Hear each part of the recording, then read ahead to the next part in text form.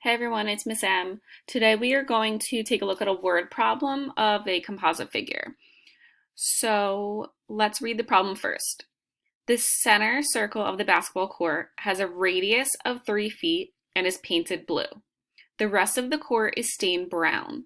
1 gallon of wood stain covers 150 square feet. How many gallons of wood stain do you need to cover the brown portion of the circle? Okay. So I want to cover all of this with the brown stain minus this little blue circle. So the whole basketball court is a rectangle. So I want to find the area of the rectangle. I want to find the area of the circle, and I'm going to subtract them to find the area of just the part I want to shade. I knew to use area rather than perimeter because when we are filling in, that's area, right? We're not going around the basketball court, we're filling in the basketball court. So rectangle is length times width, and area of a circle is pi r squared. So the length of the basketball court is 84, the width is 50, minus pi 3.14, and it told us that the radius of the circle was 3 feet.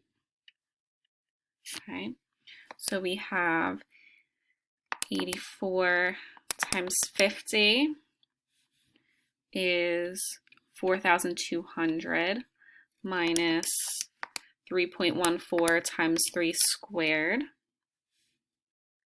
is 28.26, and that equals 4,171.74.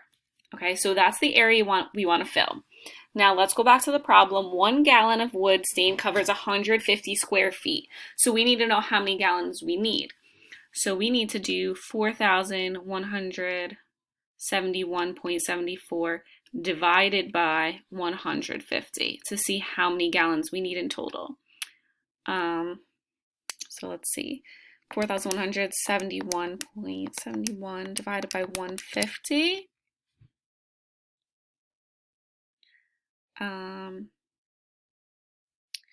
We get 27.8114. Now, how many gallons of wood stain do we need? So if we're going to the store to buy wood stain, we need to buy 28 gallons, because if we only buy 27, we're not going to be able to fill the whole court. So if I'm going to the store, I'm going to get 28 gallons to stain the basketball court.